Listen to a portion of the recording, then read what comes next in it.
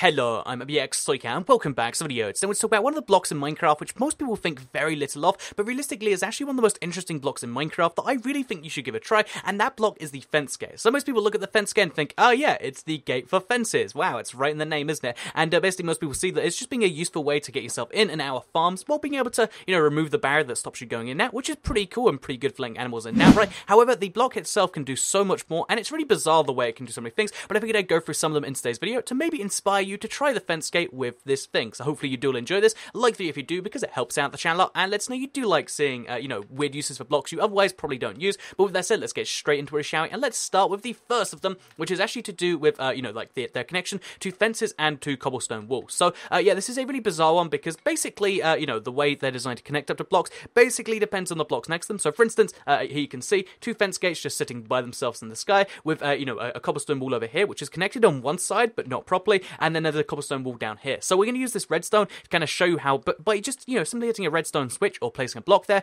we can change the entire look of not only the, cobblestone wall itself, but also of the fence gate. So you're going to see it happen right over here. You can see how the fence gate actually lowers down, and this is really interesting because it means that you can change the appearance of a block by changing the block next to it, which is interesting enough by itself, but also you can change the block of the thing you're moving, because it connects up to both these, even the one that's higher up, so that's kind of bizarre. But then also you can do it in reverse to change the look of a, a fence gate, because as you can see right here, when a fence gate goes next to two of these, instead of just being this regular thing like it is right there, even if you leave it open, what's going to happen is the gap between that and the blocks next to it turns into like this cobblestone wall, like barricade thing, and it takes a second, and it's, at least to me, it's a really cool thing that I think is like, inspirational in some way that might, make you want to go like, oh yeah, I can totally use that in this build or that build to make a miraculous doorway that appears from nowhere. I think there's a bunch of uses, and maybe you do too, especially if you use block replacement. So, have like what used to be a cobblestone wall, go down underneath and but replace one of these. I feel like there's a bunch of possibilities of that, and that was just one of those cool facts that I've always like, seen and always been like, there's some use for this, but I can't personally, I haven't used anything, but I just know someone out there is going to use it amazingly, and maybe that's you, or maybe it's not, because the second fact about the fence gate is to do with the redstone activation of it. So yeah,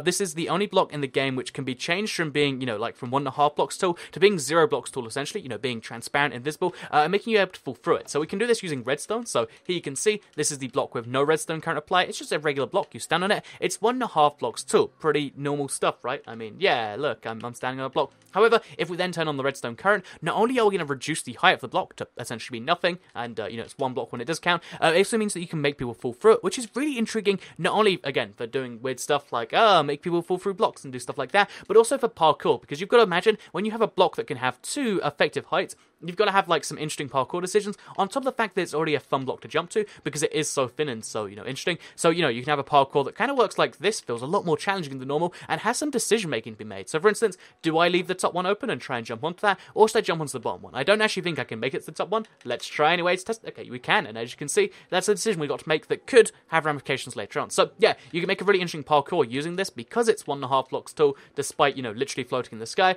and also can be changed to be nothing, which can make actual decisions as opposed to doing nothing, which is, not much that you can say for most parkour. Parkour is really interesting in Minecraft, but it's usually not something you have to make weird decisions on the fly about, but in this case, you could do that, or you could have the decision be made for you using redstone, which I really do quite like. So yeah, there's 2, interesting uses for it already, but let's move on to the third one, which I really do quite like. I might have even showed it in a video at some point, because it's such a cool idea for a ladder, because it's a one-way ladder that only works the way you want it to, and in this case, it's going to be down and then up, and then down and then up. So if only you want to use a ladder, you want to make sure no one else can to, like, follow you up, then this is the ladder for you. So what we're going to do is we're going to jump onto there. But actually place a fence first, just make things a bit safer. So let's jump onto the fence, and now basically this ladder can work downwards. If we go from here and we get the angle just right, as you can see like that, we can go downwards and the ladder will, we can go downwards and the ladder will kind of follow us, or we can do the opposite and we can jump upwards, and as long as we, get the angle just right, which admittedly I haven't done this in some time, but yeah, you can actually go upwards, and you can use this as a ladder that kind of, like I said, zips up behind you, so I guess we need to go a little bit lower. Okay, so I keep going the wrong block there, so we're going to go even lower with this one. Okay, so that's going down more, so let's go up. Okay, there you go, you can see now. So you use this, and you can make a ladder which goes up. And like I said, it's a zip, so you can only do it the way you've gone up, and then the way you've come back down. Which means if you want to have a a zip ladder to the sky, you can make one that only works for you. Like no one else can use this if you haven't opened it or if you haven't closed it. Which I think is a really cool like system for a ladder thing, because again all we have to do is place a block over here. Let's call it a piston, and now we can go back up. But only we can do that, or only you can only do it one way at a time, which is just a really useful little thing I think for a bunch of different reasons. So yeah, the zip ladder is the third kind of use for the fence gate that you probably haven't thought of before, because most people don't look at the fence gate and think, ooh, that's a great way to ladder to the sky, or a cloud or something, but it actually is, in my opinion, and that's the third little use for it you might not have been familiar with. So let's move on to the fourth one, which is actually to do with its weird functionality when it comes to pathways, because again, because it's like, it's a fence gate, and the way they code it in was slightly sloppy, as I understand it, which means that the way it, interacts with a bunch of blocks is not, necessarily consistent. So for instance, if you place a fence gate on top of a path block, even though it literally floats and it's a transparent block and all this stuff, it will break the path block beneath it, which is,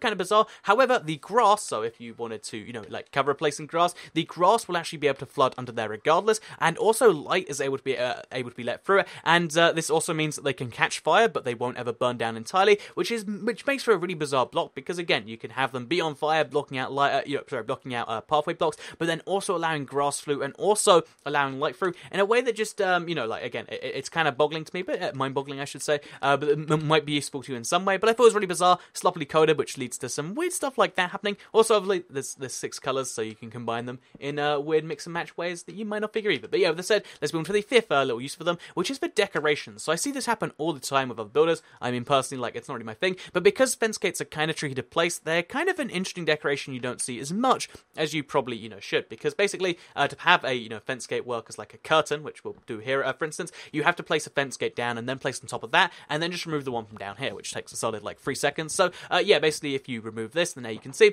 we've got, like, curtain poles, or whatever you want to call these, but they also work on the outside of windows to make, like, these, these fancier windows. Again, I don't know why fancy windows look like that in real life, but apparently that's how you make fancy windows, and you can also use them for curtain poles, use them for a whole bunch of things, and because most people don't know you can, you can actually place fence gates on the side of blocks, just by having, a block on top of there, it means you can do some interesting stuff that most people wouldn't figure to do, intricate builds like this, which I know a lot of people really love their detail on builds, and maybe you'll love this too, or maybe not, and in that case, maybe you'll love the final use for fence gates, because you might have, got really excited at the start of this video, being like, I'm going to make a bunch of these, and, assuming one of these things didn't inspire you, because to me, at least, I see so many ideas, and I kind of want to do the fence gate parkour, and you might even see that at some point, even though, this inspires me in so many different ways. Maybe you're just like, I made all these fence gates for nothing, what am I going to do now, Toy Cat? Well, my final thing I'm going to suggest is actually going ahead and using them as furnace fuel, because fun fact, I put a furnace in here somewhere, but I guess I've lost it, maybe it's outside somewhere, but yeah, fun fact, you can actually use, oh, there it is, you can actually use these to fuel anything you want in a furnace, so you put them in there, and you get 1.5 smelts per thing, which,